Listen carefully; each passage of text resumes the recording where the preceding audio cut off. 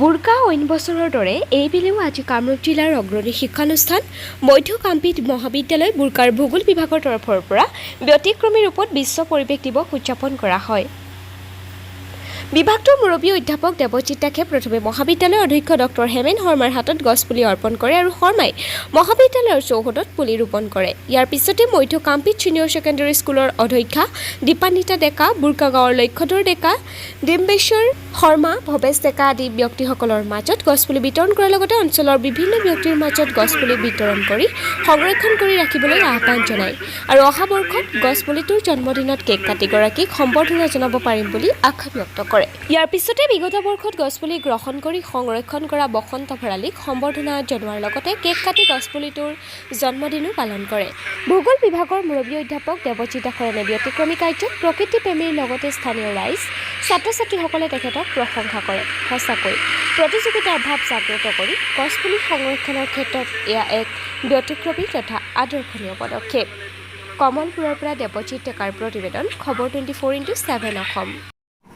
আজি বিশ্ব পৰিৱেশ দিৱস আৰু এই বিশ্ব পৰিৱেশ দিৱসৰ লগত সংগতি ৰাখি আচলতে মধ্য কামৰূপ মহাবিদ্যালয়ৰ ভূগোল বিভাগৰ ফালৰ পৰা আৰু প্ৰতি বছৰৰ দৰে এইবেলিও আমি বিশ্ব পৰিৱেশ দিৱস পালন কৰিম।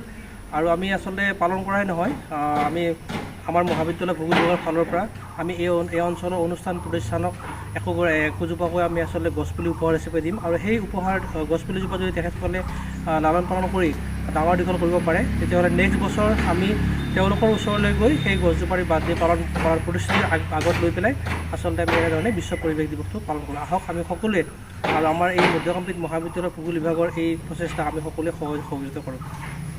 আজি বিশ্ব পৰিৱেশ দিৱস উপলক্ষে মধ্য কামৰূপ মহাবিদ্যালয়ৰ ভূগোল বিজ্ঞান বিভাগৰ তৰফৰ পৰা যিসমূহ কাৰ্যসূচী ৰূপায়ণ কৰা হ'ল তাৰ বাবে মই বিভাগৰ মুৰব্বী দেৱজিৎ দাসক মই লগতে মহাবিদ্যালয়ৰ পৰিয়ালৰ সমূহ সদস্যবৃন্দক মই শুভেচ্ছা জ্ঞাপন কৰিছোঁ।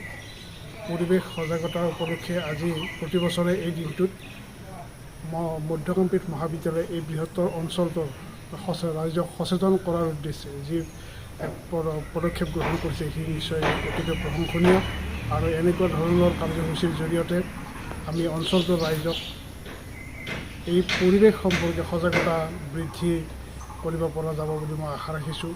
সকলোলৈ বিশ্ব পৰিৱেশ দিৱসৰ শুভেচ্ছা জ্ঞাপন কৰিছোঁ আৰু মহাবিদ্যালয়ৰ এই কাৰ্যসূচী যাতে অনাগত দিনতো অব্যাহত থাকে তাৰ কামনা কৰিছোঁ।